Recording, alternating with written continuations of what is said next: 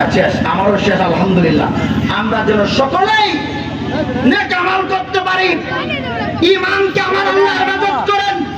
যাদের ঈমান হেফাজত হয়ে যাবে, যারা নামাজ যদি হজ থেকে ঠিক করে করবে, নবীদের সুন্নাতকে যারা পালন করবে, যারা শিরক কুফর থেকে বাঁচতে পারবে, ঈমানের সাথে যাদের মরণ হবে, তারা হবে জান্নাতে। ঠিক কিনা বলেন?